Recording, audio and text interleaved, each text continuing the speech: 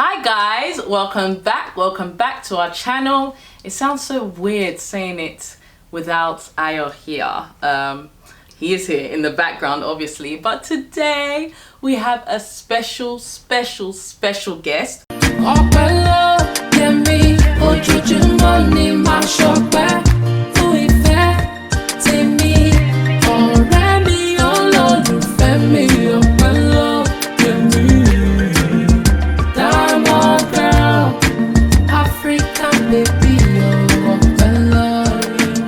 Today we have someone special in the name of PDD, Pastor Dola Davis. Mommy, welcome. Hello everyone. Welcome. We're happy to have you. Yeah, I call her mommy, yeah. Obviously, because she's my mommy. So for those of you that don't know, and you should actually be able to see, I mean, come on, they're twins. This is Ayo's mom. You know, they look alike. In fact, all of them look alike. All of you all look alike. This is the king of boys. This is the original king of boys. For those of you that don't know, Ayo's mom has 4 sons. So there's 4 boys. So you can imagine 4 handsome men. Like, their mommy is beautiful. They're all handsome. Yeah? So I think that takes me to my first question, mommy. How was it like, you know, growing up as a mother of boys? You know, people say boys are so boisterous, you know, you've got to keep them in check, you know, you've got to do this, you've got to do that. How was it like growing up? Yeah, actually it was like, maybe they also turned me to a tomboy or tomgirl. It was really very tough. Mm-hmm. But one thing that they made me to become very strong. And I was really very strict with them. Mm-hmm. So there are a lot of the time that I'll tell them, we'll enter the same trouser. You know, because to smack them or to punish them or to run after them. Mm-hmm. And there are a lot of times, like every one of them, they had stitches on their head. Wow. You know, because you see that they fall, they hit their head, mm-hmm. or they go by the bar, hit the glass or the sliding door in the house. Oof. One time or the other, there was always an accident. Wow. And it makes me to just develop a very strong mind. Mm-hmm. You know, sometimes if they are flying up and down, jumping from one chair to the other, I could sit in their midst and not say a word. You just look at them. I just look at them. Mm-hmm. When you finish, the person that cries is the person I'm going to smack. Good. I like that tactic. I'm going to use it with Mickey. I'm like, whoever cries, that's the one that's going to get in trouble. Exactly. So continue. Exactly. So that even brings me on. So how was Ayo specifically as a child? Tell them, mommy. Tell them. Tell them. Ayo, Bami, I didn't want me. Ayo was really very troublesome, naughty as a child. You know, I remember then that each time when he was still a baby, you know, and my friends are coming, immediately they get to the house, they will asking me, please, is that your son, Ayo? Is he sleeping? What is he doing? Is he awake? To know whether they should come in or they should go back. So they used to be scared of him. They used to be scared of him. And then they would say, everybody kept telling me that, no, Ayo cannot be like your last child. He wasn't. He can't. You need to have another child that will calm him down. You know, so... And truly his brother calmed him down. I think that's one thing we can say. His brother calmed him down. Yeah, I think so too. Okay, good. Thank you, mommy. So today, you know, our focus is going to be on our in-law relationship, and obviously the in-law relationship in quote. You know, we get a lot of messages about how to deal with mother-in-laws, and it's just a bit worrying that quite a few females, girls, it's always girls and mother-in-law. I don't even know why, but we're always so worried. Even me, I will admit that before I met you, I was worried that, man, how am I gonna make a good impression? What's she gonna think? I want my mother-in-law to be nice, because you know, you see all these Nollywood movies, you know, we watch them, mommy, and the mother-in-law will just be one terror, or the daughter-in-law sometimes will be a terror. Exactly. And you know, people can watch this and think that, man, I don't want to marry. Some people can actually go so far and say, I don't want to marry. Yeah. I think we would like to know, how can a girl, a potential daughter-in-law, create a good impression for her mother-in-law? First impression. They say first impressions count. So first one. First impression. I think that first, the girl must be able to know or understand the culture of the family that she is going into. Sure. If it is like for us, if it is a Yoruba culture, you know that going to that place, you must go on your 2 knees to greet your mother-in-law. That's it. You know, so if you are from the north, and maybe the way they do in the north is to whatever way, like Rankadede or whatever, you must do it. You know, so but you can't go to your mother-in-law to be, and then you behave that, okay, I'm British or I'm American or I'm Jamaican. You know, you don't do that in your own culture, in your own home. No, you can't bring that into that. You must create that impression that you are ready to learn the culture. Their culture. You are married into their culture. So that first impression goes a long way. Counts. And it's funny that you said this, Mommy, because I think sometimes what we forget as a younger generation is that culture plays a big part in marriage. Definitely. It plays a big part. And you know, if you're going to a certain place, if as a wife you are going into a new culture, and you need to understand where you're going and learn how to fall in line with it as well. Someone wanted to know what do you think the reasons are for mother-in-law and daughter-in-law clashing? Because you know, we see it everywhere. Mother-in-laws and daughter-in-laws do clash. Some of them is just words, but some of them physically have, you know, arguments. So why do you think they clash? Why do you think mother-in-law and daughter-in-law clash? I think one most important reason why they clash is there's a competition between the two of them for the man. The mother feels that this is my son, you know, the son that she has grown up with, the son that she's attached to, and now this is another woman that is coming, seeing the other woman as if the woman is coming to steal her son or take her son away from her. And then the wife also now feels that now I own this man. Yes, he's my husband. He's mine. So the mother should please give us a space, you know. And then one other thing, I mean, relating to that is they love, they're jealous, they're envious of each other, feeling that maybe my son will not love me more. Maybe my husband will not love me. You know, but then the love between the two of them is different. The love between the mother and the son is different from the love between a wife and a husband. You know, there shouldn't really be any clash. You know, I agree. Yeah, exactly. And the other person should realize that you cannot come in between. So I cannot come in between the love Ayo has for you or you have for me. There's nothing I can do. There's nothing, no way I can act. And the same with you as well. Yeah. Because the love is different. The love is different. We have to just live with understanding. The young one and the old one must live with understanding that nobody, you are both important in the life of that boy. That's it. And if you agree together, you make things work for the man. Then when there's a clash between the woman, the mother and the wife, it's always have an effect on the man.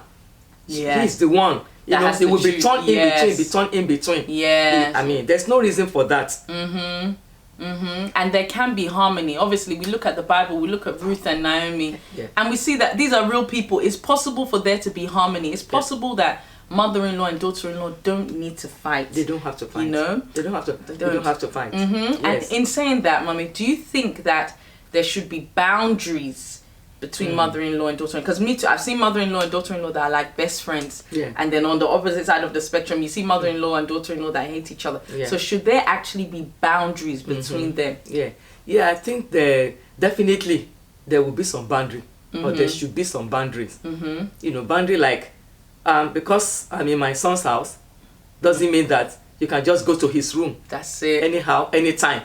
You need to knock because you are an in-law.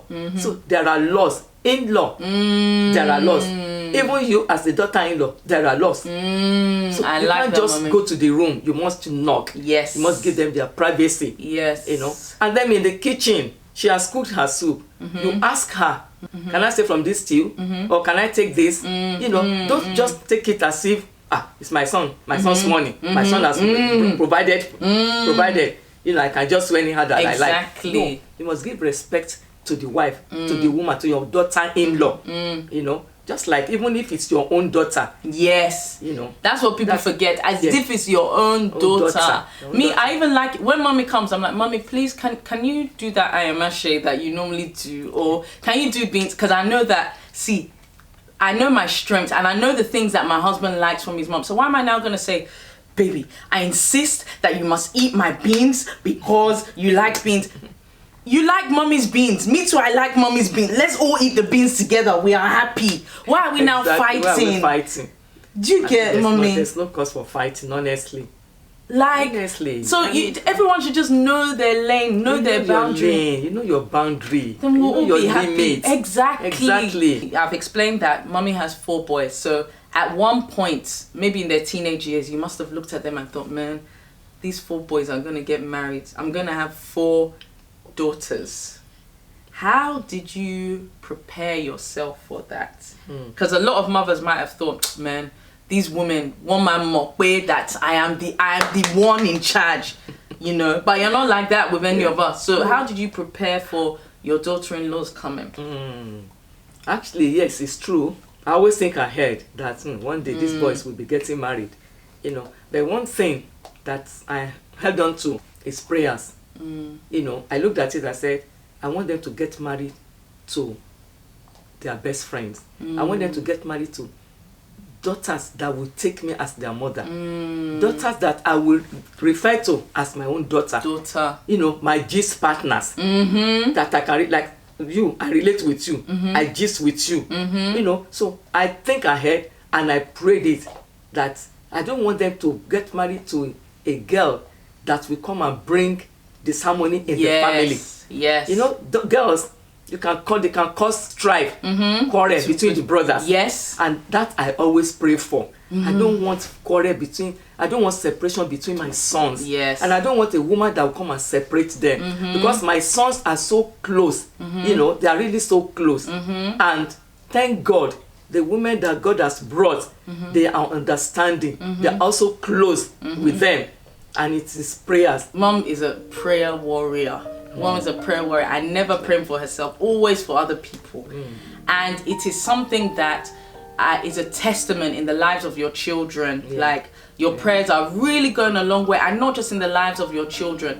When I say mom is not, mom, I'll hear my name in her prayers, you know, because she's praying for me. She's, you know, lifting me up in prayer. And I think that is so key, because if mom is a prayer warrior, then I know that she's under the submission of God. If she's under the submission of God, then by loving God, she has to love me. I feel like your relationship with God has made our relationship easier. Yes. It has made us easier, you know. And I'm so very grateful for that. Yeah. Because like now, okay, maybe I'm jumping the gun. I wanted to say, because like now I've been here for the past 5.5 months. I've been locked down here for 5.5 months. And this is the longest I've stayed with Ayopedavies. And there's not been any clash between me and them. Never. Between me and Ayopedavies for 5 months. We have been together. No. You know? Because like you have said, I know my boundary. And I don't go beyond my boundary. Yes. You know? So there are times maybe she doesn't notice. If she puts, as simple as like the way she arranged her plates. And if I go there, if I do the dishy, because I do it, anything, there's nothing I cannot do, I will put it and arrange it somehow. If the next day I come back and I see that she's arranged it the order, then I will stop doing it my own way. I know that this is the way she wanted it, and I will continue to put it that way. Do you understand? You know, so I don't look at it and say, okay, let me enforce this is the way. You know, should be. And I think that's what has made us to live harmoniously. Yes, and I think that example is key, Mum, because I think that daughter-in-laws, you too, we have a lot to do. Like, if Mommy does something for me, like does the dishes, I feel like who am I to now say that it should be in a certain way? You didn't have to help me do any dishes. So I should be happy. So if someone now comes and says, Mommy, you shouldn't have put it that way, or you shouldn't have put it this way, you're ungrateful. You are ungrateful. Because, no, for real, Mommy, you don't have to do those kind of things. You're doing me a favor. You're assisting me. Like, Mom, if for instance, Mommy said, to Michaela, oh, come, let me bath you. That is, you're assisting me. So I should now be grateful. Not that I should now come and say, Mommy, you didn't use the right cream, or you didn't do this. Even if you didn't use the right cream, it's your granddaughter. Are you going to kill her? Do you get what I mean? Exactly. And it's little things like this with childcare. Some daughters will say, Mommy, don't bath the baby like that. Don't bath. Excuse me, you bathed their dad. The father. You bathed their dad. The father. Exactly.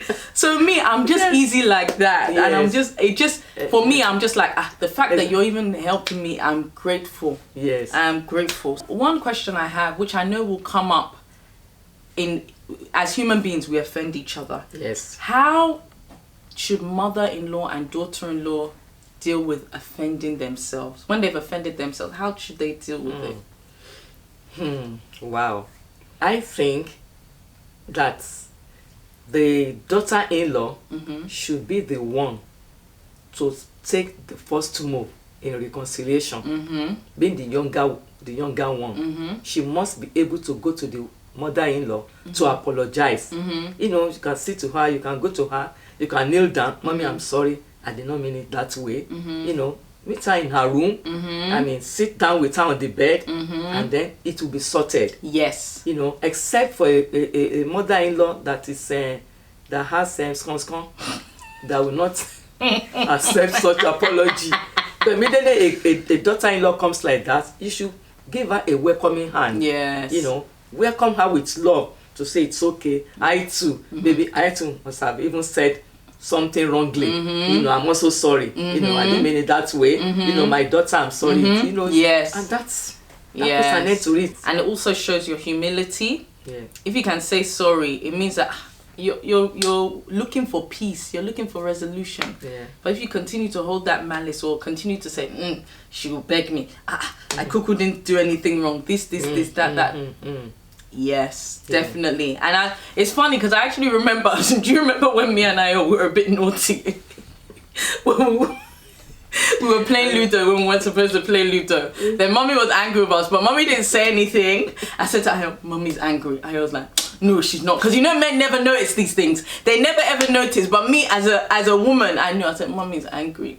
So I went up to Mommy's room. I said, Mommy, are you angry? Mom was like, I'm not angry, but I'm not happy with what you guys did.